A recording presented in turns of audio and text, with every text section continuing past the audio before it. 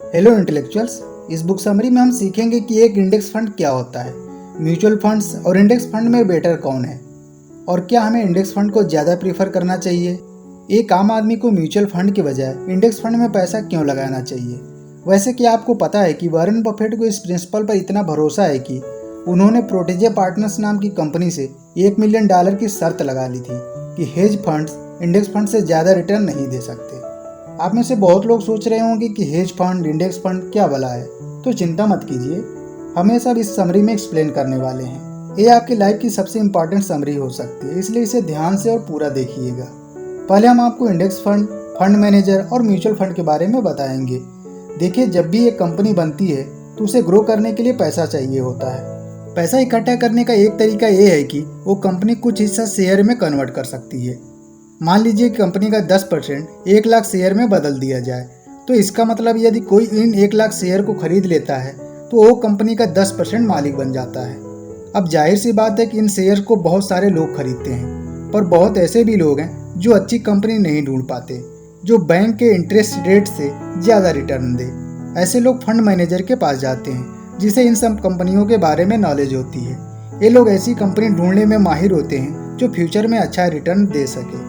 आप सोच रहे होंगे पैसा डूब गया, तो इसका रिस्क कम करने के लिए फंड मैनेजर लोगों के पैसों को एक कंपनी में नहीं बल्कि कई अलग अलग कंपनी में इन्वेस्ट करते हैं। मान लीजिए आपने 1 लाख दिया, मैंने 3 लाख दिया और भी लोगों ने पैसे दिए, तो फंड मैनेजर सारे पैसों को अलग अलग कंपनी में लगा देता है और उससे जितना भी फायदा या नुकसान होगा वो हम सब मिलकर झेलेंगे।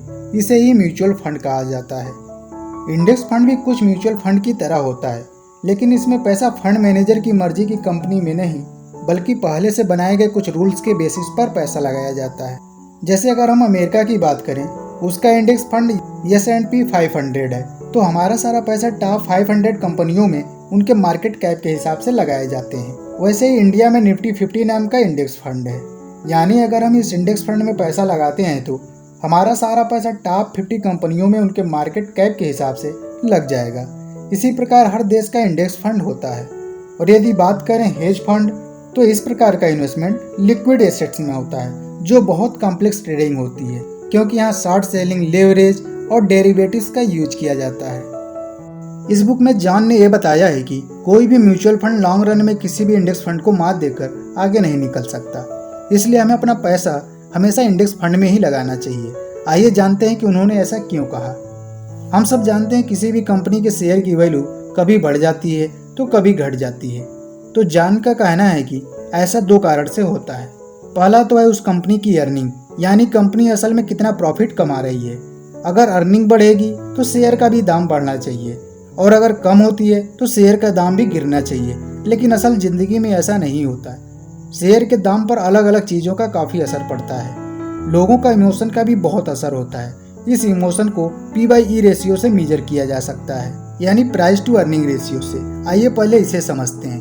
मान लीजिए आप एक कंपनी में 100 रुपये इन्वेस्ट करते हैं और 1 साल बाद वो कंपनी आपको 5 रुपये कमा कर देती है, तो इस कंपनी का P/E रेशियो 20 हुआ। P/E रेशियो 20 का मतलब कि लोग 1 साल में 1 रुपया कमाने के लिए उस कंपनी में 20 रुपया लगाने के लिए तैयार हैं। अगर इसी कंपनी का P/E 50 हो जाए तो लोगों का भरोसा है कि कंपनी अच्छा परफॉर्म करेगी और लोग 1 रुपया अर्न करने के लिए 50 रुपया लगाने को तैयार हैं। जिस कंपनी का P/E रेशियो कम होता है, लोगों का भरोसा उस कंपनी पर बहुत कम होता है। तो हमने देखा कि शेयर के दाम 2 वजह से कम या ज़्यादा हो सकते हैं, कंपनी की अर्निंग से और लोगों के इमोशन से।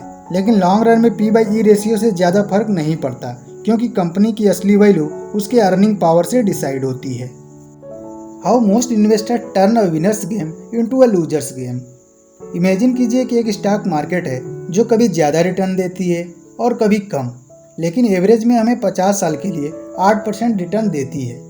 सोचिए एक इंसान है जो 22 साल की उम्र से इसमें इन्वेस्ट शुरू करता है और 65 साल की उम्र तक इन्वेस्ट करता रहता है, जहां उसको 8% का रिटर्न मिलता है।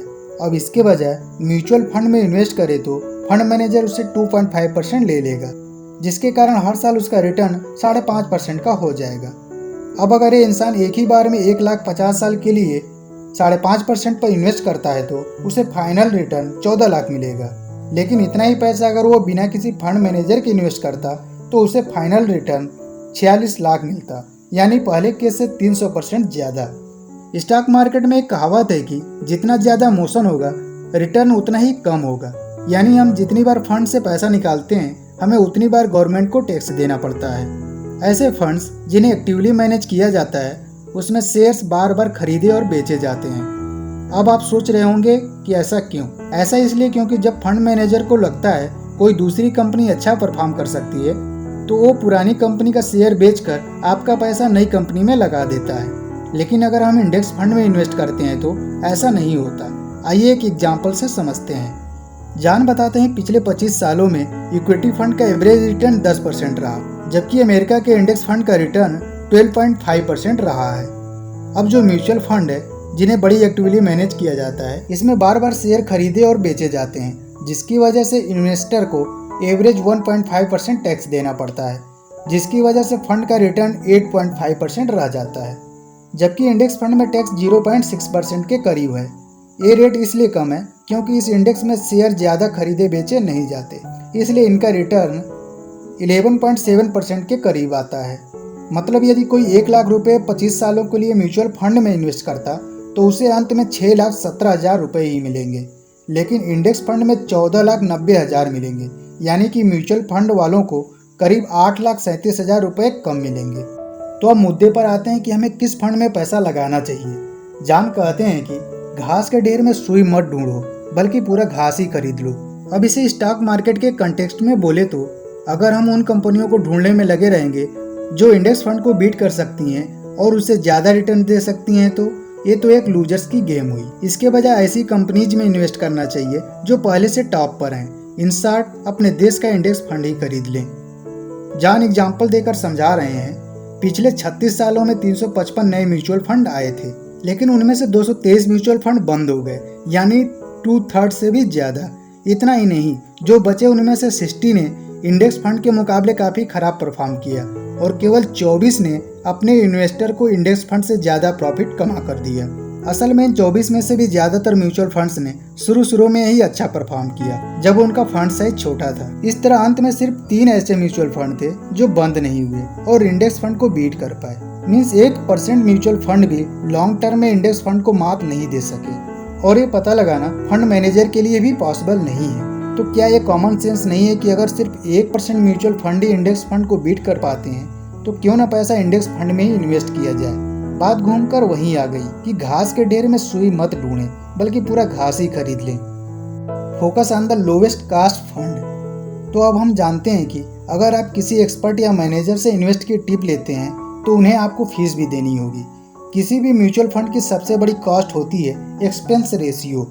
इसका मतलब है कि हमारे पैसों को मैनेज करने के लिए जो कॉस्ट ली जाती है। म्यूचुअल फंड में मैनेजर ज़्यादा एक्सपेंस रेशियो चार्ज करते हैं, इसलिए ये 1 से 2% तक चला जाता है, लेकिन यही कॉस्ट इंडेक्स फंड में सिर्फ 0.1% के आसपास होता है। इन्वेस्टमेंट पर लिखी गई सबसे popular book the intelligent investor के ऑथर बेंजामिन ग्राहम कहते हैं अपने पैसों को डिफेंसिव पोर्टफोलियो में इन्वेस्ट करना चाहिए और उससे जितना भी रिटर्न मिले उसी में संतुष्ट रहना चाहिए। जब आप अपना सारा पैसा किसी एक कंपनी में न लगाकर अलग अलग कंपनी में लगाते हैं तो उसे पोर्टफोलियो कहा जाता है।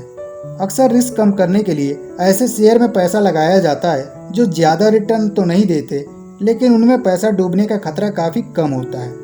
ऐसे पोर्टफोलियो को डिफेंसिव पोर्टफोलियो कहा जाता है, जिसमें पैसा ज़्यादा रिस्की और कम रिस्की दोनों में लगाया जाता है। इसका मतलब ये है कि बार बार स्टॉक खरीद और बेचकर ज़्यादा पैसा नहीं कमाया जा सकता, बल्कि सबसे बेस्ट स्टॉक में लंबे समय तक पैसा इन्वेस्ट करके ही अच्छा रिटर्न कमाया जा सकता है। अगर आप नो नथिंग इन्वेस्टर हैं और आपके पास टाइम नहीं है तो आप इंडेक्स फंड में इन्वेस्ट करिए।